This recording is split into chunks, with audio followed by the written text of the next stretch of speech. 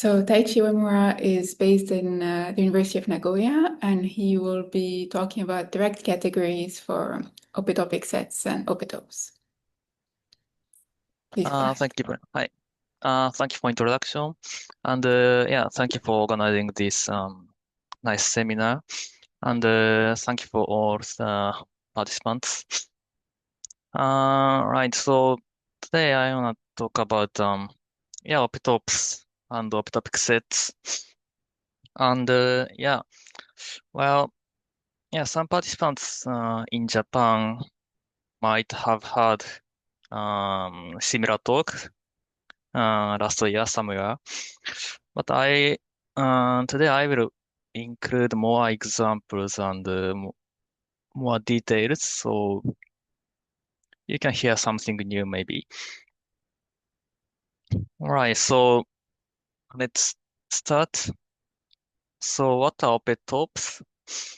Um, yeah, opetopes are kind of a combinatorial approach to higher dimensional categories. So they are kind of geometric shapes um, representing many in single out operators in higher dimensions. So, for example, well, let me see some low dimensional examples. Um, so there is only one opetope of dimension 0, which is like a point, right? And there's also one opetope of dimension 1. It looks like an arrow between points. Okay, so it looks like a shape of operator of a single in, single out, right? And something interesting happened from dimension 2. So there are countably many 2 opetopes indexed by the number of inputs. So, for example, this is two-dimensional opetope with 3 sources. These one cells are the sources of this 2 cell, and but this opetope has a single target, right? And it can be the case that 2 opetope doesn't have a source. So in which case, it looks like some two-dimensional arrow filling a loop like this. Okay. Hmm. And there's also an example of three-dimensional opetope.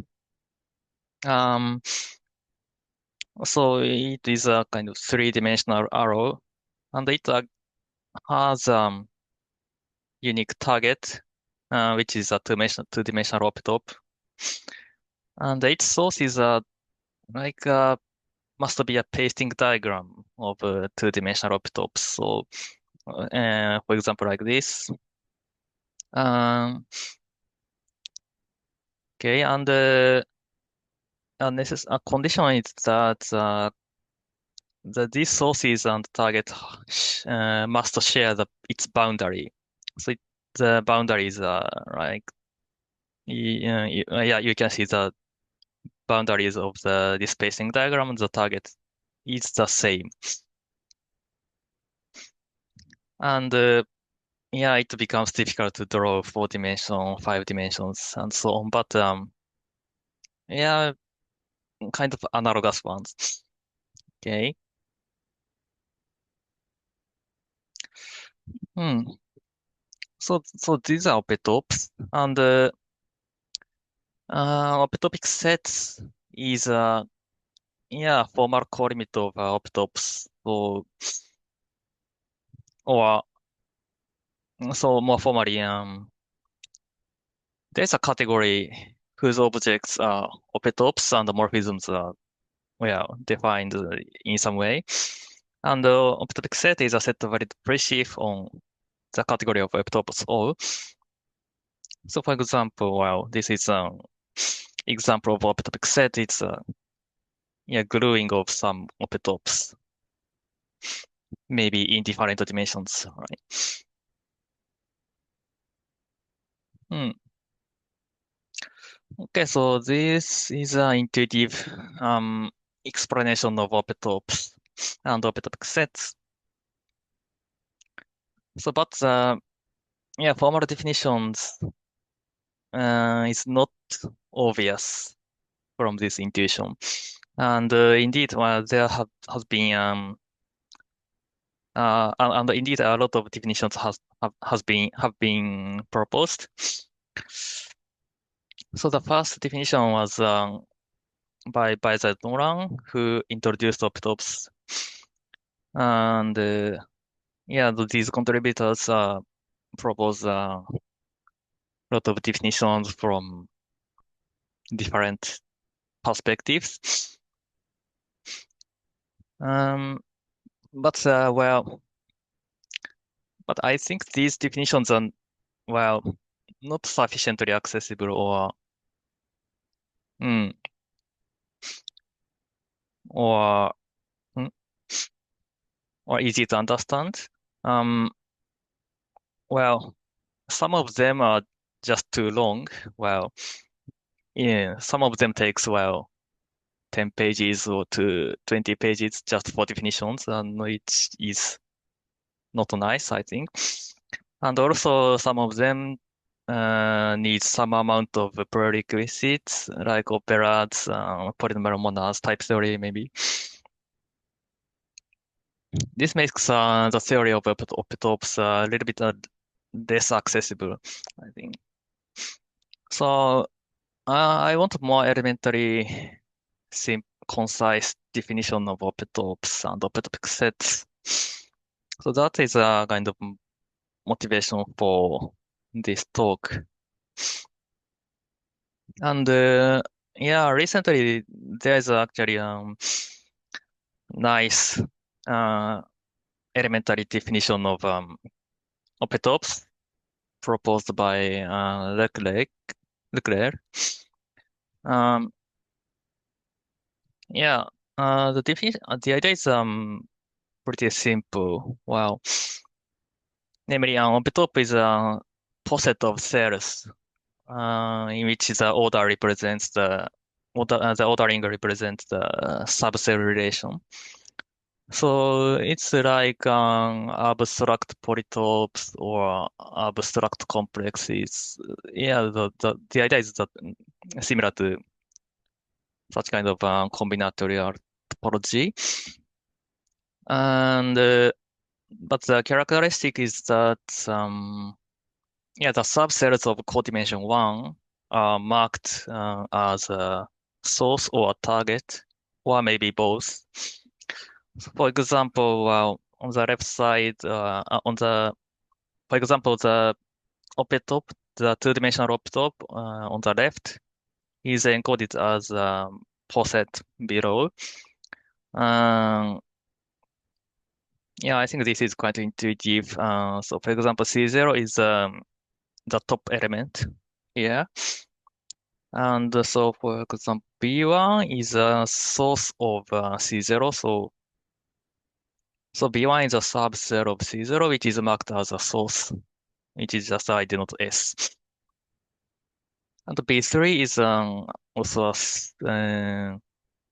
subset of a C0, but it is target in this case, right? And okay, I said subcells may be both source and target, which happens in the case of a loop. So for example, on the right, the two opetope on the right has no sources sorry, the two cell C0 has no source. And in which case the target looks like a loop like this. And in that case, this A0 is a subset of B0, which is both source and target, right? So this definition is uh, yeah, quite elementary because it's just poset and simple, concise, and elegant. But there is actually an issue I explain in the next slide. And maybe you can see that some source of complication around the loop because it's both source and target. So it makes a little bit, yeah, this is a kind of a source of complication.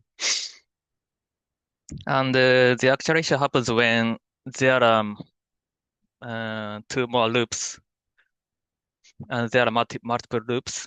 So for example, consider these three opetope whose spacing diagram of sources have two loops, C4 and C3. Okay. The problem is that there is no way to distinguish these loops by the subcell relation. Yeah, because swapping these loops doesn't change the subcell relation. Uh, so that just ordering is not sufficient to faithfully encode the idea of opetopes. Mm. Yeah, so for that reason, well, in Leclerc's definition, additional structure is mm? An extra structure is added required. Uh, More precisely, the total ordering on loops is part of a structure. So yeah, but yeah. So and then let me see. Here's a question on the chat from Frank. How do you distinguish sources from targets on slide 6? Which one?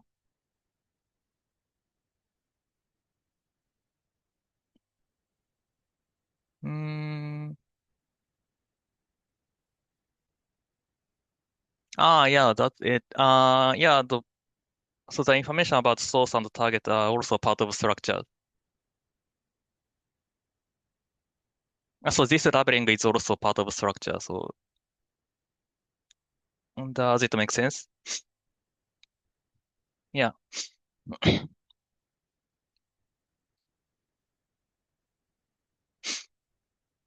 Okay. Mm, okay. So let me see. Mm. So the poset definition is yeah, quite elementary and simple, but well, I think it shouldn't be the most elegant definition because of some complication around loops. Okay, so the contribution of my work is yeah, propose to propose yet another elementary concise definition of opetopes and then opetopic sets. So my approach is simply to take a categorical approach rather than a posetal one. So, so the difference is that there can be distinct parallel arrows. Hmm. And by this simple change, the need for special treatment of loops disappears. I'll quickly explain in the next slides. This is why. And there are some features of my approach. So the first one is a kind of interesting thing is that the category of opetopic sets is defined first. And then opetopes are identified as some full subcategory of the category of opetopic sets. Hmm. And yeah, my definition is also yeah quite elementary in a sense that the only prerequisite is just category theory or mm, just the basic ones. My definition is concise. It takes less than 2 pages in A4 size. And also I proved equivalence to existing definitions. Okay, so let me explain intuitive idea for why opetopes are encoded as category rather than posets. So yeah, the significant change is that there's a notion of equality between morphisms or commutativity of diagram. So so if we encode this opetope as a category, uh,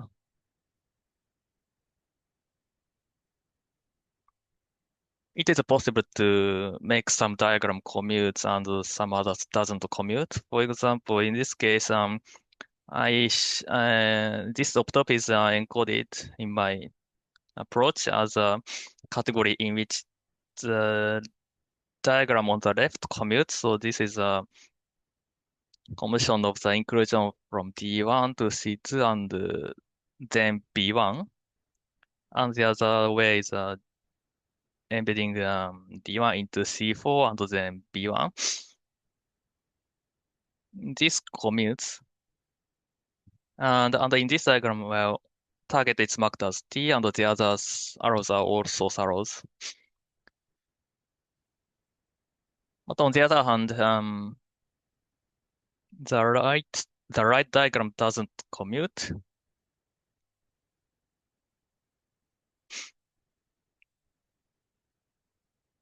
So in that way, well, the loop C4 and C3 are clearly distinct because of this commutativity and the non-commutativity of diagrams. So we don't need any more structure to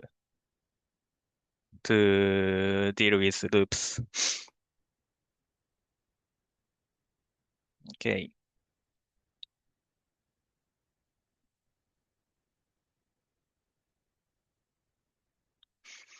Okay, so this is so for now I have quickly introduced opetopes and kind of idea of my definition of opetopes. Uh, okay, so in the talk and then in the rest I will explain more details, namely the definition of opetopes and then some properties of opetopes and opetopic sets. Um, so the the goal is a comparison with existing definitions, uh, and but it is interesting to see how convenient my definition of opetops is by showing that the category of opetopic sets is actually a perceived category on the category of opetops. So during the proof of this fact,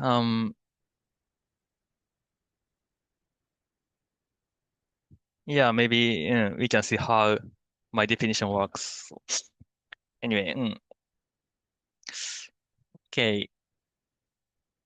By the way, does anyone have question at this moment?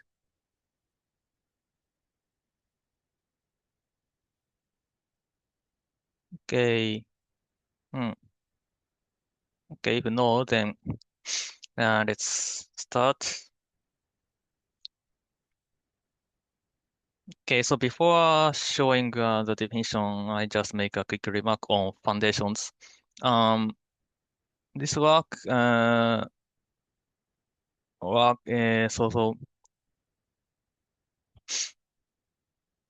okay, so this talk, for the results of this talk, any constructive meta theory should okay, should be okay. And concretely, I choose univariant foundations. Well, because it's yeah, I think it looks proper foundation for especially for category theory.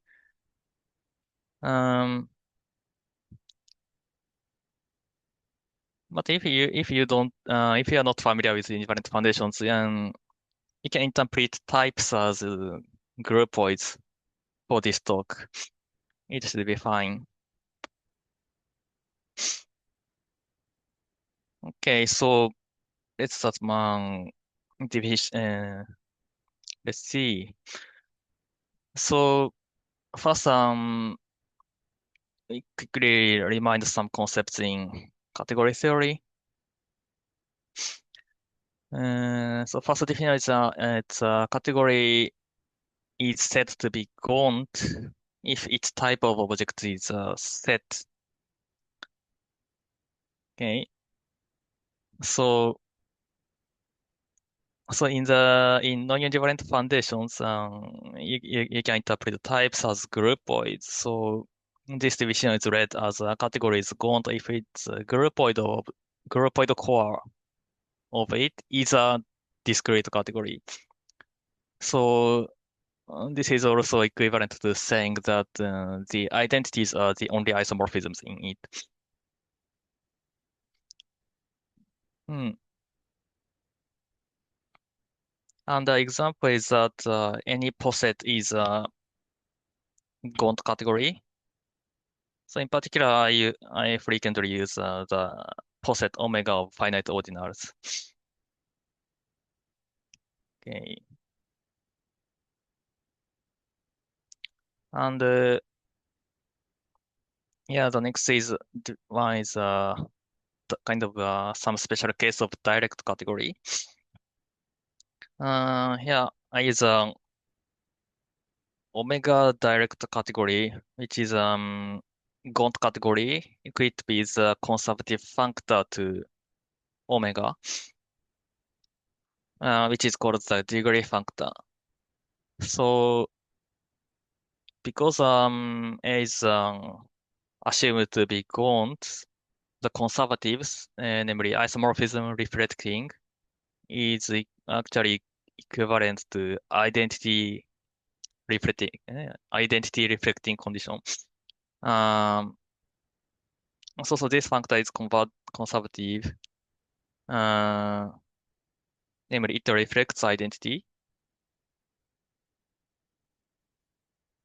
Mm, okay, and for an omega direct categories, some k-step arrows, which is defined as an arrow which increases degree by k, which is denoted like this. Uh, and also I introduced some notation for the set of k-step arrows like this, and set of subcategory of k-step arrows into X, which is a subcategory of slice, is denoted like this.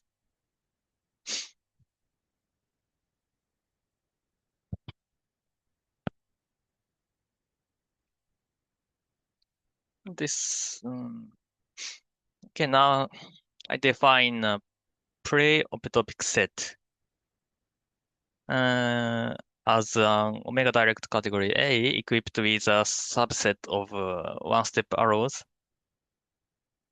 which has a complement. So an arrow in S of A is called the source arrow, and the arrow in its complement T of A is called the target arrow and marked with S and T respectively. So this is the basic structure for opetopic set. So in the same spirit as poset encoding, we think of objects in a pre-opetopic set as cells, and arrows in A determine the kind of relation between cells. Okay. Hmm. Okay. So okay, at this point, let me a remark on loops. Um, so if some optope doesn't have a loop, then in my definition, it is also encoded as a poset. But if it has a loop like this, the source and target inclusions to the loop will be distinct. Just because source arrows and target arrows are, sorry, and just because the sets of source arrows and the target arrows are disjoint, as S of A and T of A complement to each other. Right. Okay. Hmm. Okay, so our opetopic set will be a pre-opetopic set satisfying some axioms. I have eight axioms. Okay, but each axiom are quite easy to understand, which I will explain from now on. Okay, the first axiom is a finiteness condition. So, mm, yeah, basically it says every cell has finitely many sources and targets. Okay, and here, well, I take this I choose this definition of finiteness. Namely, a set is finite if there is a natural number n such that A is equivalent to the n element sets. Hmm. Well, yeah, this definition of finiteness is nice because, well, every finite set in this sense has, for example, decidable equality, which is important. Hmm. Right. Okay. And the second axiom and the third axiom is about the source and target of a cell. So O2 says that every object has a unique target.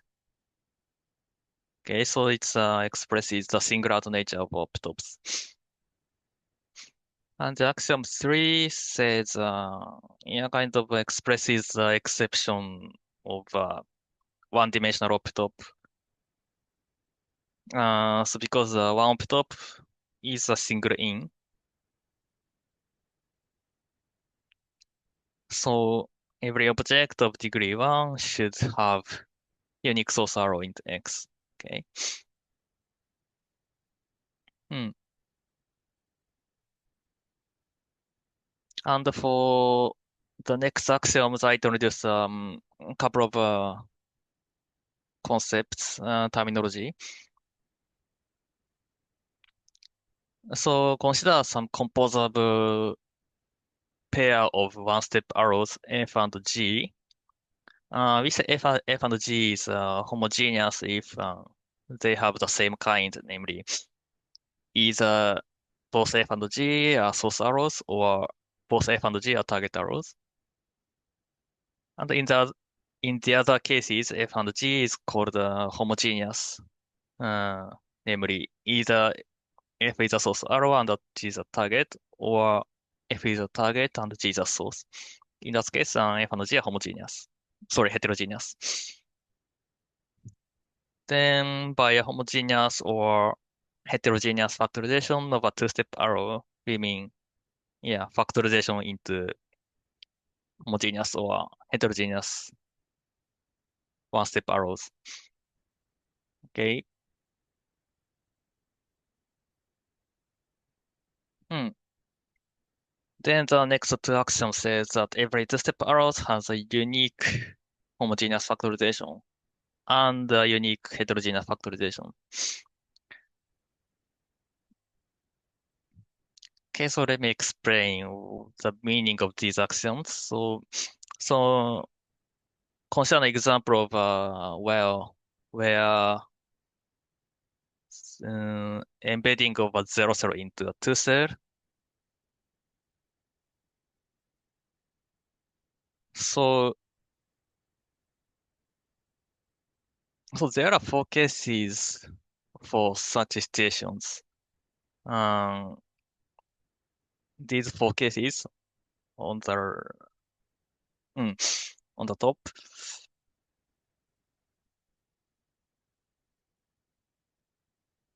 And in each case, y is embedded in x exactly in two ways, one of which is homogeneous and the other is heterogeneous. So in the first example, where let's see, y is a source of x, which is encoded as a path on the left.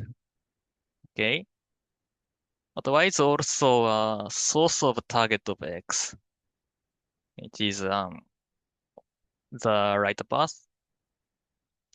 So this factorization, source of source is a homogeneous factorization of this embedding. And the other factorization, source of target of x, is a heterogeneous factorization of this embedding. Okay. And the same things happen. The same is true for all the other cases. Maybe so it would be worth seeing the case of loop. So in this case, y is a source of target of x. It is the left path, and also y is a target of x. It is the right path, and in this case, the left path is a heterogeneous factorization, and the right path is homogeneous factorization. Okay. Hmm. So this is closely related to the so-called diamond property in the theory of abstract polytopes, and also in the combinatorial approach to hmm? sorry and in the combinatorial approach to higher dimensional categories, this property is also called oriented thinness by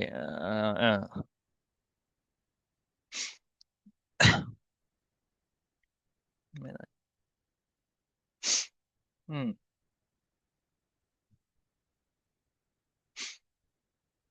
Okay, so it's in so this mm, these axioms are kind of standard or mm, axioms to be added.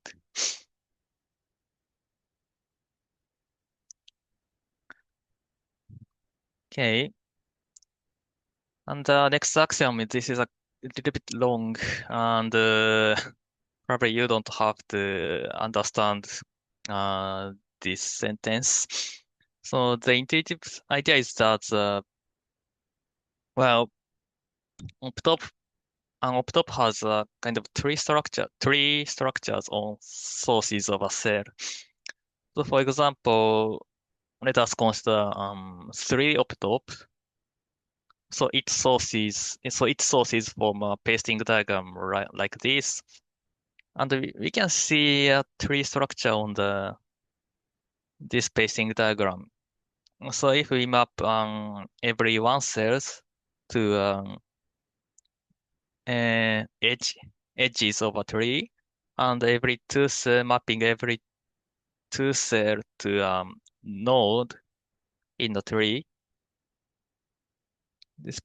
from this spacing diagram, we can extract a tree structure like this.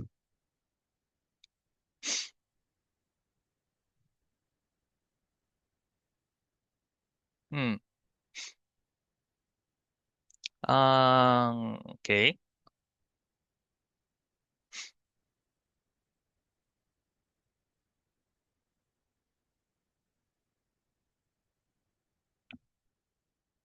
So the tree structure is yeah, one of the characteristics of Opetopes, and yeah, so it's natural uh, to be added. Okay. So so what we have seen, six axioms we have seen, and all of these axioms for now are kind of local axioms in the sense that it mentions only one step or two step arrows. If you remind the axiom O1, it's about one step arrow. O2 and O3 are also about one step arrows. Hmm. And the O4 and O5 are also about two step arrows. And O6, which we haven't read, but it's about two step arrows. Hmm. So that's in that sense, these are local conditions. So for everything works fine, there should be a global condition to combine all cells nicely, right? So that's the role of the rest of axioms, O7 and O8, for which I don't have a nice intuition for these axioms. Hmm, it was just added for technical convenience. Well, but maybe O7 says that target arrow is kind of monic with respect to uh, arrows more than two steps, right? So if we are with the kind of yeah, this says that yeah, restricted um, monicness, restrict yeah. So O7 is a restricted monicness of target arrows, and O8 is a kind of we can all the axiom O8 ensures that we can factorize every k-step arrow into one-step arrows.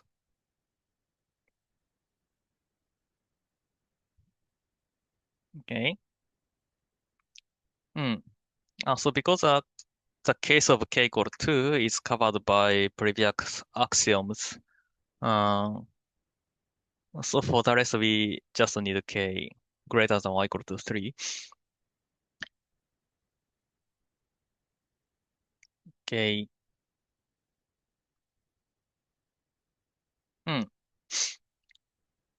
Okay, we have completed the definition of opetopic sets.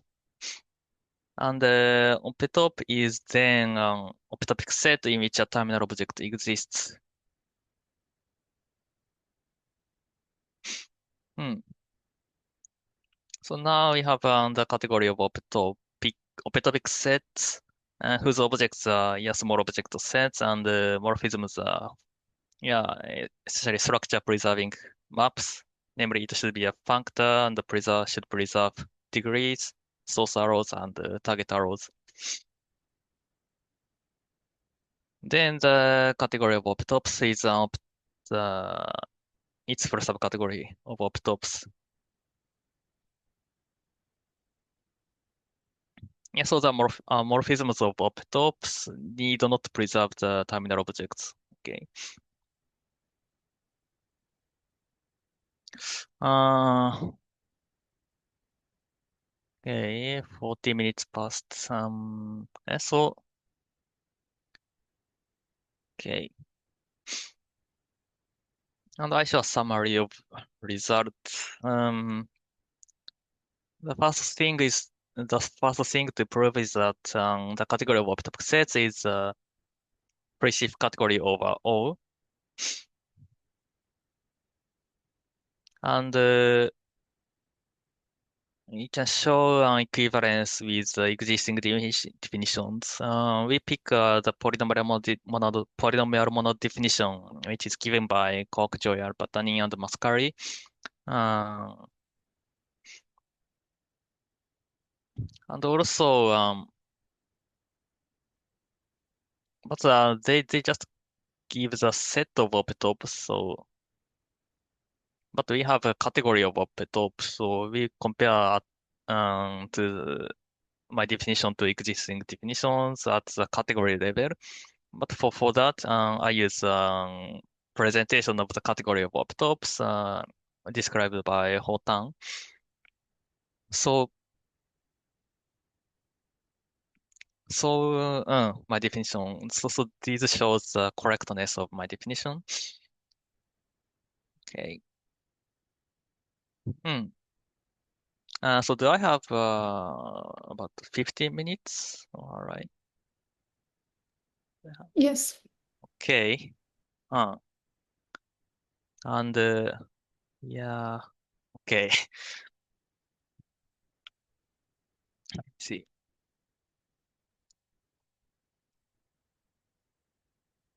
Yeah. So from now on, I will talk a little bit about technical details. So do you have questions for now?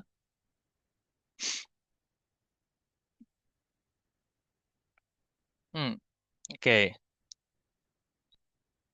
Right. So the first goal is to show that opetopic sets are perceived. Hmm. And I introduce I first explain very convenient and very fundamental technical lemma about opetopes, opetopic sets, about opetopic sets.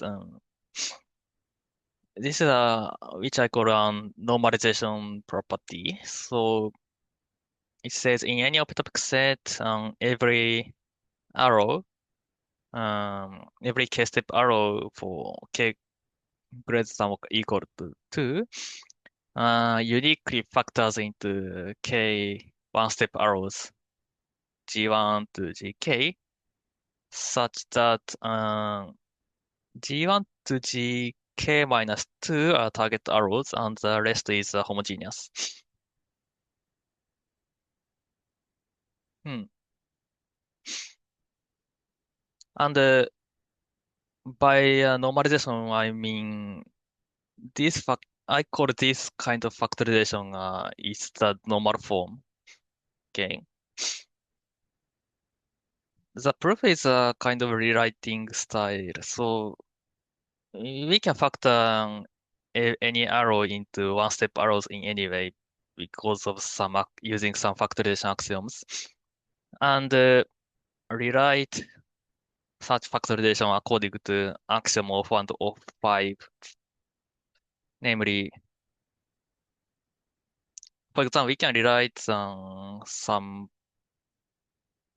part of factorization according to these commutative squares in a suitable direction. That's the meaning of rewrite according to these axioms. Okay. And then prove its termination. That's the idea. And let me show some illustration of the normalization procedure. So consider some part of 3-optop. So um, some part of such 3-optop looks like this. So it's yeah, I see these two cells are sources of the 3-optop, and here is a target of the 3-optop. So the normal form is yeah, so the factorization of the embedding of the 0 cell, this point to the 3 cell, is a choice of 1 cell and 2 cell between them. And there's a unique normal form, namely um, chose, the red one. So it says embedding of 0 cell in as a source of target, which is a normal form. The first one is target, and the rest is source and source, which is homogeneous. So that is a normal form. And yeah, and any other position, for example, if we pick the target of source, and which is related to this normal form by walking around counterclockwise, namely like this animation. Well, so walking through the adjacent position, we can finally reach the normal form. Okay, like this.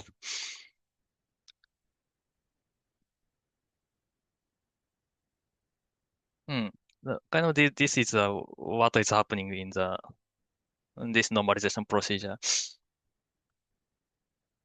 Okay,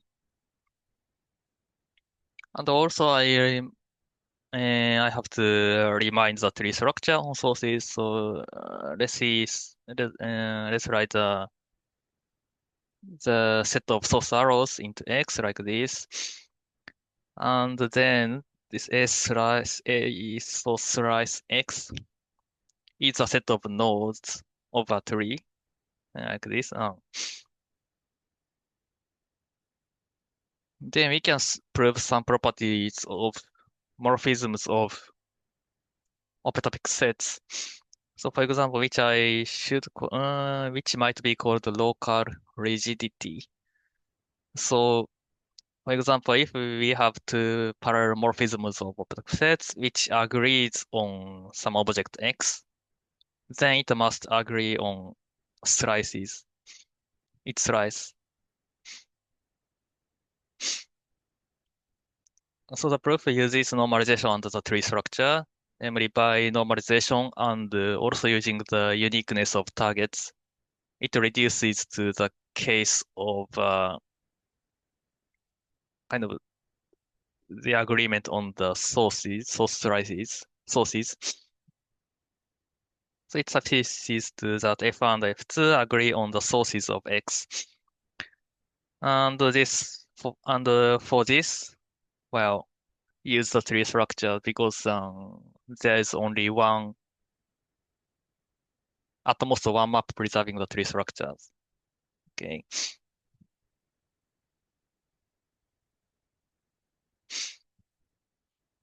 And you can also say that every morphism of a Opetopes set induces an equivalence on between slices like this. So this is again proved by normalization by first reducing to the case of the sources by normalization and then use the tree structure. Then we can prove this. Well, these are kind of key properties um, of the category of optopic sets.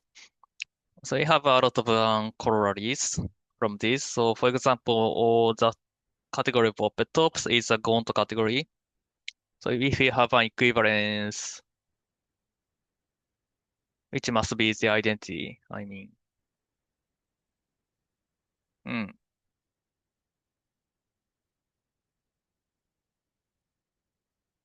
mm. Yeah, so because mm, there at most one equivalence between opetopes because of this proposition. Mm.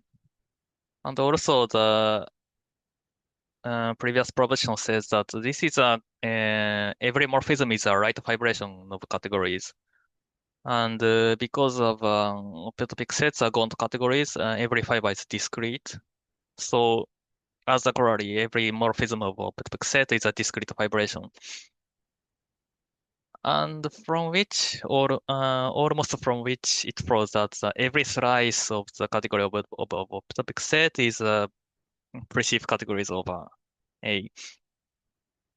Okay.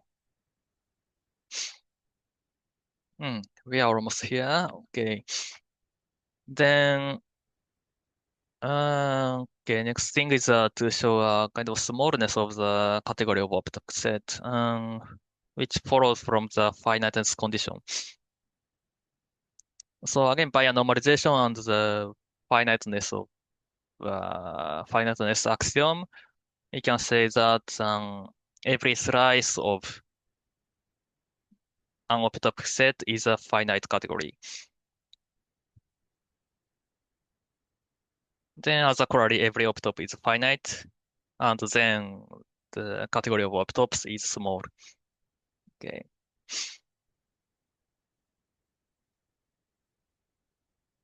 Hmm. Well,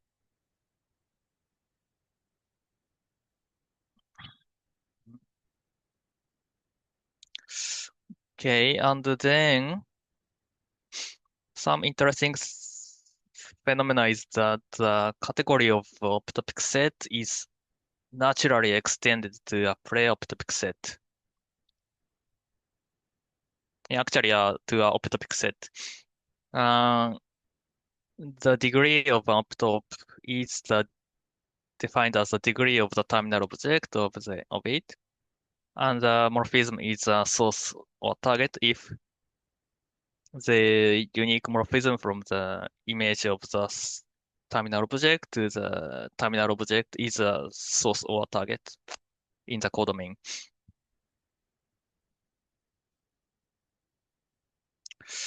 Then the property, okay, then we can show that the opetopic set of opetopes, sorry, the pre-opetopic set of opetopes defined in this way is actually an opetopic set. I'll skip the proof. Then now we can, and then the next thing is to show that the opetopic set of opetopes is the terminal object in the category of opetopic sets. And the proof is simple that the map sending an object in an opetopic set to the slice, which is an opetope because yeah, the slice has a terminal object. We have a morphism, and this is a unique morphism in the category of opetopic sets. Then as a corollary, we get the equivalence between category of opetopic sets and the perceived over O as a special case of the yeah, previous equivalence, right? Mm. Okay.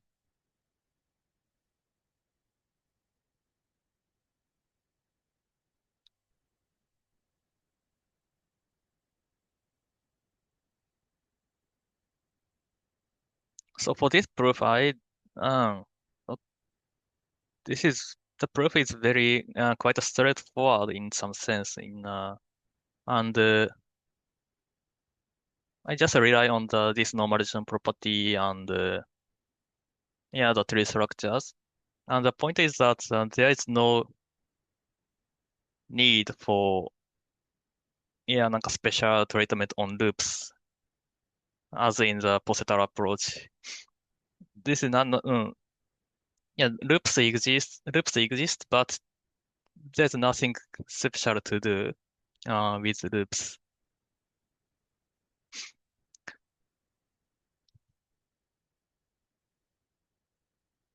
So or in others, we don't have to make case analysis on whether loops or not, or hmm, that's quite nice.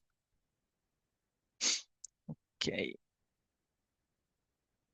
And well, I'll skip the comparison with polynomials. Uh, yeah, we can do that. Okay, so we have to wrap up. Well, the summary is so I propose a definition in which opetopes and opetopic sets are encoded as the categories of cells rather than posets. And then there's no need to care about loops anymore. And yeah, I didn't explain, but I can prove an equivalence to the polynomial manner definition, which is, by the way, yeah, equivalent to other definitions. Okay. Yeah, so this is end of my talk. Thank you very much. Thank you very much. So are there any questions?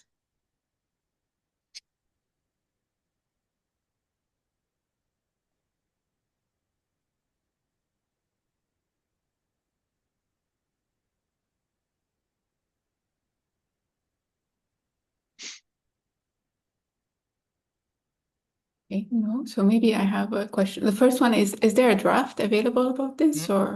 Yes, I have a draft. Maybe title is a bit different, but yes.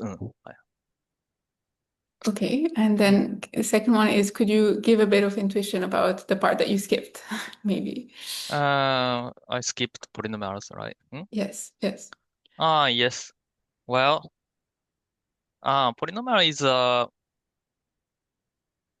yeah, one of approach to opetopes. Sorry, polynomial is used as definition of opetope. Maybe polynomial is represents a set of operators, set of typed operators, and well, but we see. Mm. And it consists of a set of types and typed operators and the arities of that operators and the type of the inputs. And there's a and it can the opetopes are defined by constructing special polynomials, actually polynomial monads. But anyway, there's a specific construction of polynomials, and what we have to do is to extract a polynomial from my definition, and that's very simple. Namely, the type set of types is the n opetopes, and the operators are n plus one opetopes, and its arity is the set of sources of the opetope. Mm. And so that is a construction of polynomials. And the rest is to prove that this coincides with uh, their definition.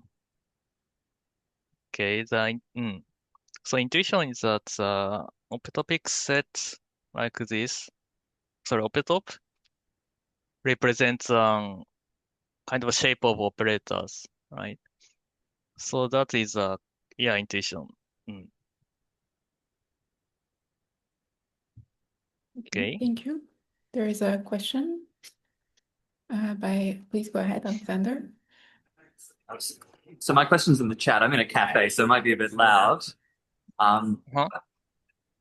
So I've written my question in the chat. It's just about, so Richard Steiner has a paper about opetopes and chain complexes, presenting opetopes using his augmented directed complex formalism. I haven't looked at it myself, but I wonder if you might have, and how that fits into the other approaches to opetopes.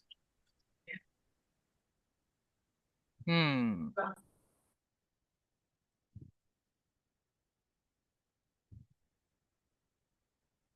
No, I haven't got that. Well, maybe.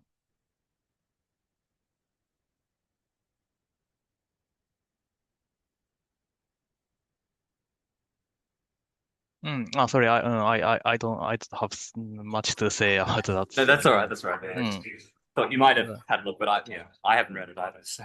Yeah, okay. But in general, I find his approaches quite helpful. Uh-huh. But Thank you. I don't Yeah. know in this instance.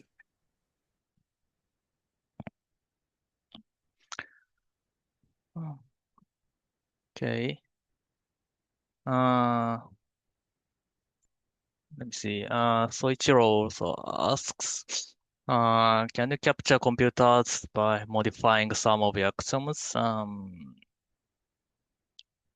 Probably yes, but I haven't checked. Mm, so computers, yeah, allows well, many in, many out operators. So yeah, I think in some sense, if we remove these, if we modify or remove Axiom 2, the uniqueness of targets. I have some variant of opetopic sets which should look like many in, many out operator shapes. But I didn't make any formal comparison. Okay.